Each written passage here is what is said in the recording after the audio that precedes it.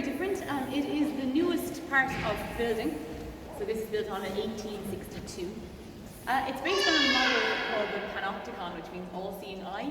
The idea being that if you're a guard and you stand somewhere centrally here, as you're looking around, there are 96 cell doors and you can pretty much keep an eye on all of them. Sound also carries very well in here, so you can't really make noise in those cells without guards hearing it. And guards also installed a strip of carpet.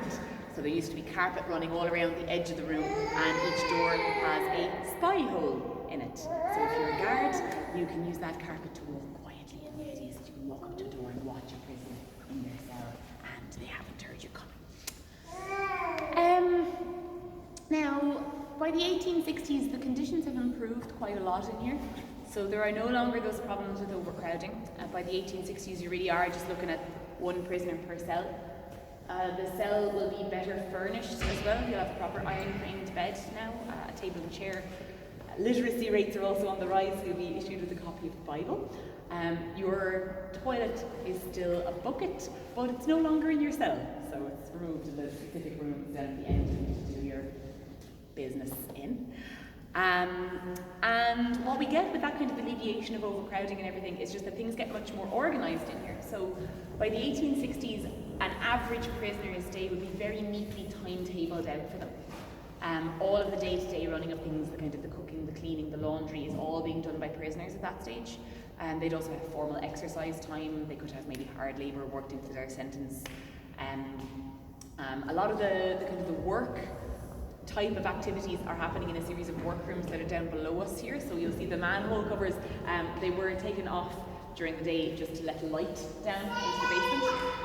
Also what you see there is the two poles. That's a dumbwaiter, so that goes down to where the kitchens are, and food was brought up and given to prisoners in their cells. So we don't have like a dining room or anything like that. All of your eating is always done on your own in your cell here.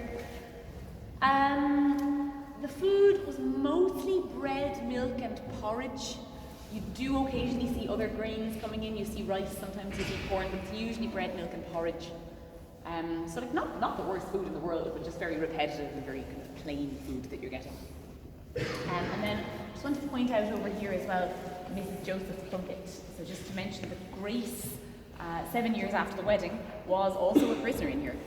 During the Civil War, she was in here.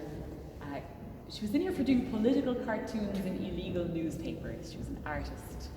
And we're going to have a proper chat about the Civil War when we get outside.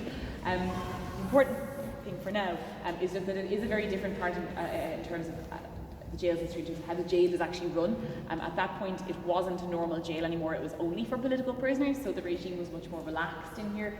Like we know during the Civil War that the cells were just left open during the day and the prisoners were freely allowed to kind of interact with each other. Grace was an artist. She was allowed a set of paints while she was in here, and she painted a mural on the back wall that you can still see, so just make sure you get a look in there. And yeah, if you want to take a couple of minutes in here just to have a little wander, we can do that, and I'll give you a shout then. Right.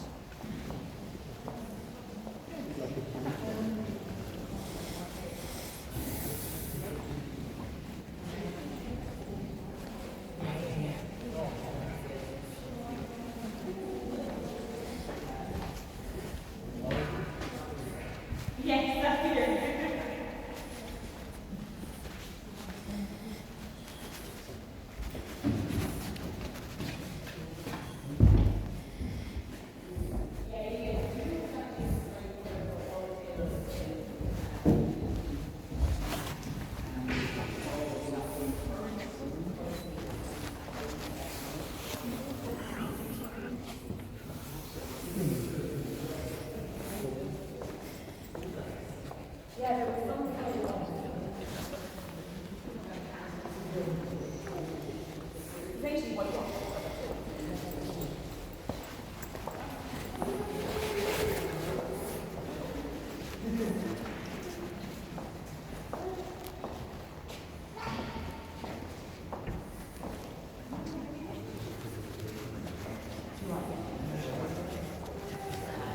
Not quite doing the full portions in here.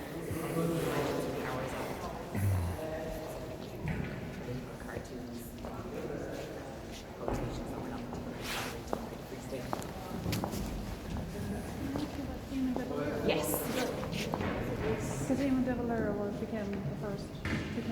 Yeah, he was both Taoiseach and president here. He wasn't executed. He wasn't executed, no, he was sentenced to death, and then, well, if the executions had continued, he more than likely would have been executed, but they're stopped quite early. Like, there was 97 executions ordered, and he was 16 minutes. Oh, okay.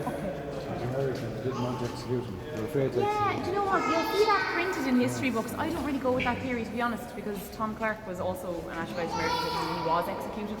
Now, it says it in our museum, it says it in my book in school. It's just very inconsistent, you know. I don't know, it doesn't, and there's certainly no written record of that being a justification. Whereas with Markovich, it is explicitly said in her court-martial, because of her gender, we're not going to. Whereas with him, it's just never brought up as a point. So I think it was possibly part of the De Valera PR machine that he wanted that to be the case afterwards. So Michael Collins also was in. He is one of the very few prominent people from that period who actually wasn't ever here. No, they did film some scenes from the movie here, but he himself was not here.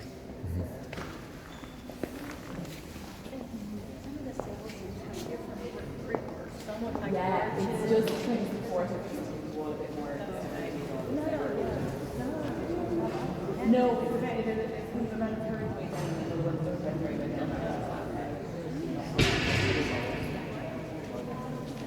Siobhan, how are you?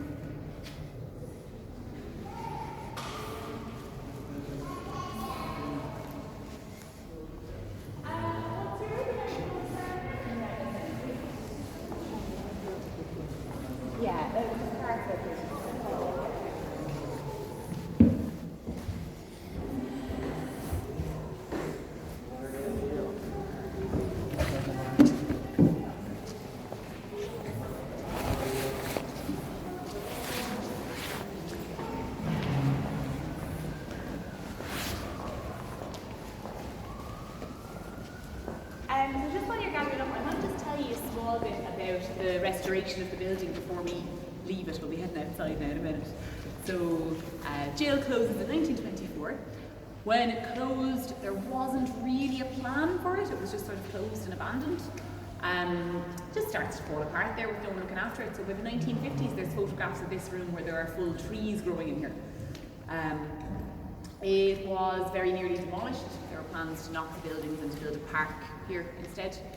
And yeah, the only reason that didn't happen was because of the Kilmainhal Gaol Restoration Society. So we had this group who work in the late 50s, early 60s. A lot of them were veterans of the Irish Revolutionary period, so they would have been pensioners at that stage. And they did the restoration totally voluntarily. So nobody got paid for it, they got no state funding at all, and they managed officially to reopen it as a museum then in 1966. But yeah, just to give them a mention, because we could very easily just be looking at a photograph of this in a book rather than actually being able to stand here, and the Restoration Society is the only reason that any of this happened. And just to link it in as well, was it yourself? Someone was asking me about De Valera. You might have seen the name De Valera in De Valera over a cell there. He was actually in jail here twice. Was one of the last prisoners to leave in 1924. He's got one other very specific link to Kilmainham, and it's actually when they were reopening it officially in 1966. He was invited back to do the official reopening ceremony because by 1966 he was President of Ireland. So fairly dramatic turnaround he had there. And once I have everyone, and I think I do, you can follow me out into the yard then.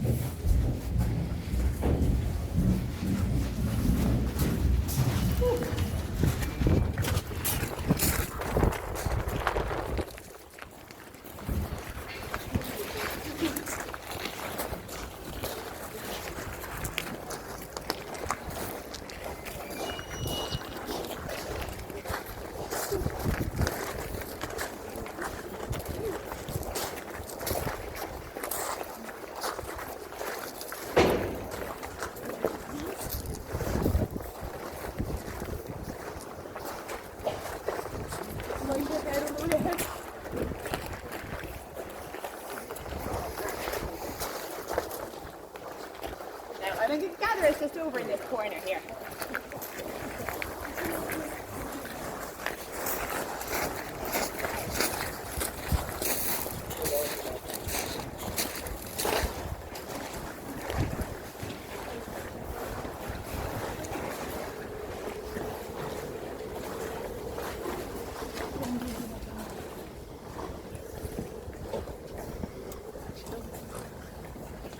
Okay, so just over the wall there is the Stonebreaker's Yard, which is where the leaders of 1916 were executed.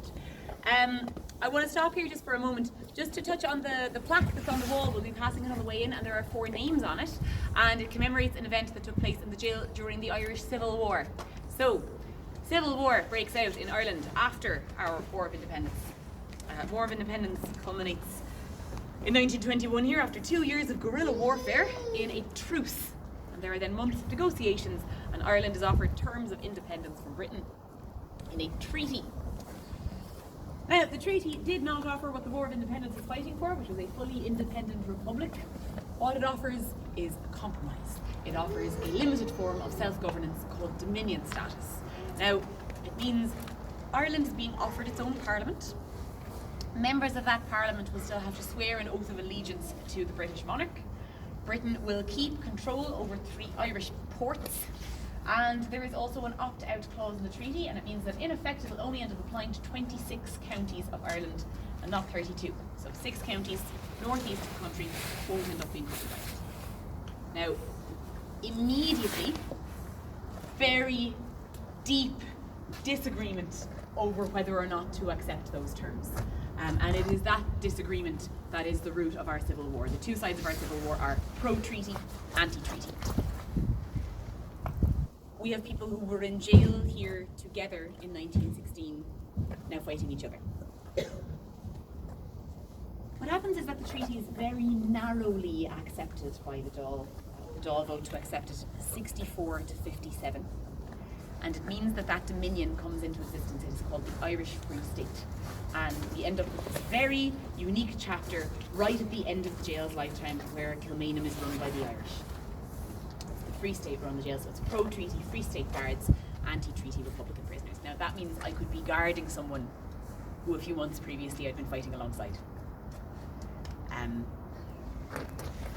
The Civil War here lasts for less than a year, and during that time the Free State carry out 77 official executions of Republicans, which is more than 3 times the number carried out by the British administration during the War of Independence. It's not just Irish people executing other Irish people, it's people who in many cases would have known each other personally. And the first 4 of those happen here. So that's the 4 names on the plaque. The 4 of them are all very young. Peter Cassidy at the top is the oldest of the 4, and he was 21. Now, the day before those executions, the 4 of them were given a chance to write a final letter each, and all four chose to write to their mothers. Just mentioning it because we've currently got Peter Cassidy's letter on display in our museum, so just if you're spending a little bit of time in there afterwards, I do think that letter is something particularly worth having a look for, is all. And yeah, follow me up into the Stonebreaker's Yard here.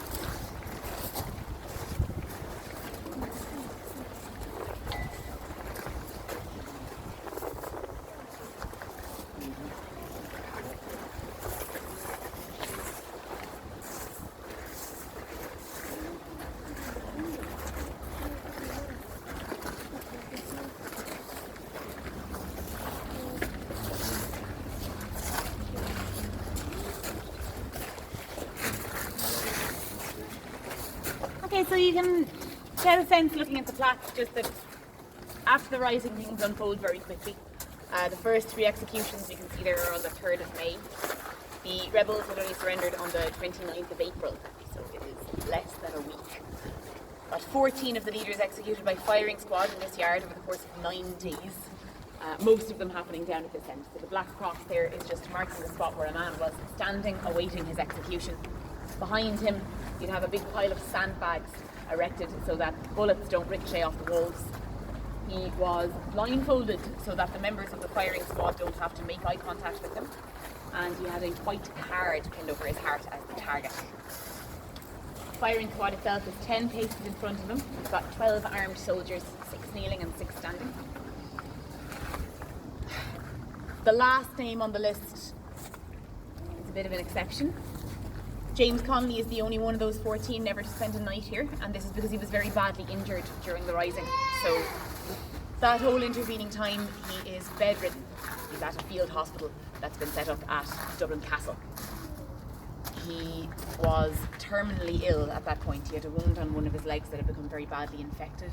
Gangrene had set in on it. And he was court-martialed at his hospital bed and brought here for his execution in an ambulance. So he's brought to the gate in the corner, and he's the reason there's a second black cross on the back end. He was stretchered to that spot. At that point he was not able to stand, and so a chair was brought out for him, but they find that he doesn't have the strength left to hold himself up in the chair, and he ends up being tied to the chair so that he can be shot. And I suppose just to get back to why all of this is important, and to get back to what happens afterwards, because the public's reaction to these executions is absolutely incredible. You know, I think it's very easy to forget today that the rising wasn't popular as it was happening. You know, most people initially saw this as very destructive, saw it as violent, saw it as unnecessary. They saw it as disrespectful as well to the 180,000 Irishmen who were fighting alongside Britain in World War I at the time. And it is the executions that change things. They just spark this absolute outrage in the public at how the situation is being handled. And that anger just keeps building. And it just leads in 1918 to this absolutely critical chain of events. You've got an election that completely changes the political landscape of this country. In that election, Sinn Féin go from having 0 seats to having 70% of them. They are all elected under the understanding that instead of going to Westminster, they'll establish an Irish Parliament. And yeah, the first shots of the War of Independence are fired literally on the same day that Parliament sits. So in terms of impact, I don't think you can really overstate these executions. They are absolutely a turning point. They change the course of Irish history when they happen. And I would invite anyone who wants to as well, if you do want to spend a minute here, if you want to reflect, if you want to take any photographs or anything, please do. You can follow me when you're ready. We'll just be heading in under the stack from there.